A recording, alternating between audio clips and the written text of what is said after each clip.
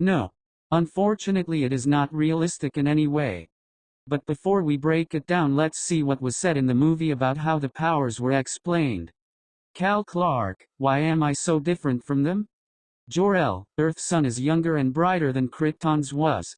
Your cells have drunk in its radiation, strengthening your muscles, your skin, your senses. Earth's gravity is weaker, yet its atmosphere is more nourishing. You've grown stronger here than I ever could have imagined. The only way to know how strong is to keep testing your limits. So this was the movie explanation. Okay. Let's go to part 1. Earth's sun is younger and brighter than Krypton's was. This right here is biologically inaccurate and impossible. Because what Jor-El is saying is that once upon a time Krypton's sun was also a yellow sun, but that it eventually became a red star. Meaning that in Man of Steel Kryptonians were facing a situation that humans might one day face when our sun also turns red. The sun turns red when the hydrogen starts to run out and helium is then used to maintain the nuclear fusion process. Thus the star has to grow bigger and it also acquires a red color. Now, this is completely absurd. Evolving on a planet with a red sun would not give Kryptonians any more powers than we on Earth would gain if we could travel to another solar system with a F4O class star, a white or blue star. If anything, we would need more solar protection given that our body is not equipped to handle such a stronger type of sunlight. Here's a good example. On Earth we got people that don't particularly like to get tanned. They have a more white skin than some people. If those people decide to go catch some sun rays and get tanned, they will obviously require a sun blocker with the highest factor, as to not get a sunburn or get skin cancer. So our body's capacity to handle sunlight is also dependent on how much sunlight we are used to get. On Krypton we got a red star. If it really is a red giant and seeing that life existed there, then it means Krypton is in the Goldilocks zone and thus the solar energy output should be the same as if it was here on Earth. Because what Jor-El said does not apply to red dwarfs. Red dwarfs live for trillions of years. So if Man of Steel's sun was a red dwarf star, then Earth's sun wouldn't be younger. It would be brighter but not younger. Seeing red dwarfs have lifespans much bigger than that of our sun. So Krypton's sun, if it was a red dwarf star, it should be younger and less brighter. Seeing a red dwarf star can emit from 1/10 to 1/100 times less energy than our sun.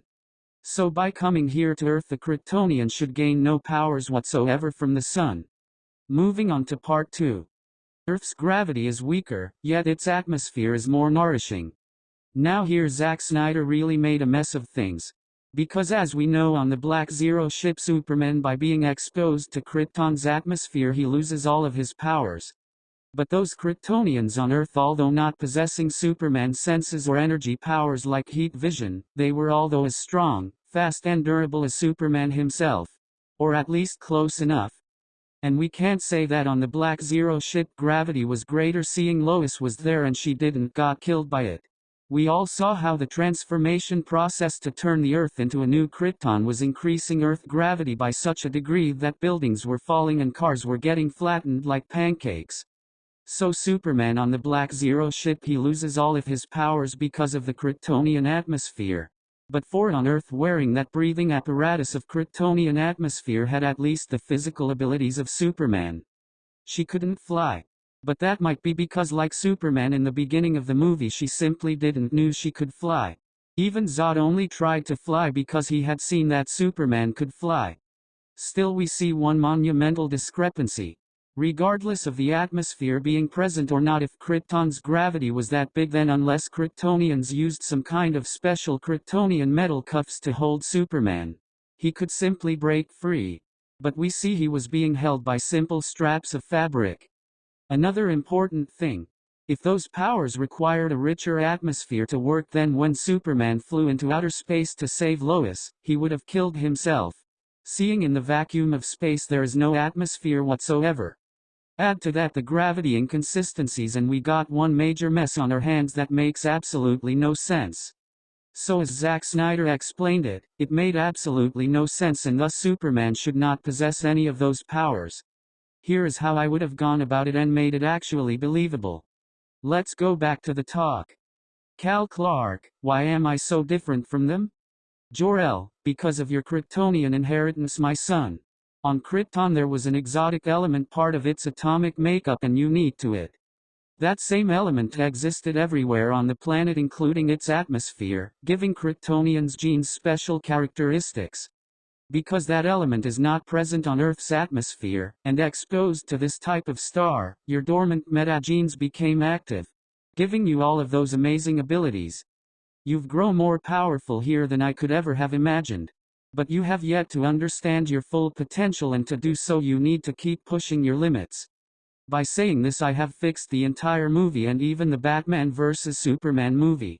So with my explanation we explain how Kryptonian life forms that lived on a planet with such a huge gravity could reach the sizes they did. After all, we saw some pretty big creatures on a planet that should be impossible for such creatures to exist. In a way we could even say that the kryptonite on the atmosphere made it so the genes of Kryptonian life forms could even draw power from the red sun. Enough so they evolved as they did on Krypton. But on Earth without it present plus the stronger type of solar energy, Kryptonian metagenes became fully active, thus giving Superman his amazing powers. As for the atmosphere depowering effect, the middle ground had to be achieved. We had to be shown that Kryptonian atmosphere only took away some Kryptonian abilities but not all of them.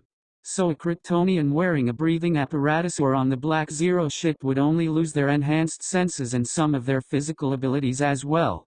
I would have also had Jor-El explain that those enhanced senses was the origin of the abilities like flying, heat and X-ray visions.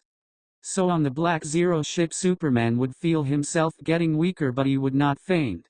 Because the ship had more of the atmosphere, then Superman would become weak enough that he could be restrained by special Kryptonian metal or some kind of energy field. On Earth, Four and none would possess physical abilities similar to those of Superman, really because they had the Earth Sun activating their metagenes, but because of the breathing apparatus those metagenes never became fully active. Thus when Superman fought them he would always be slightly more powerful, and also explain why he could do things the other Kryptonians could not.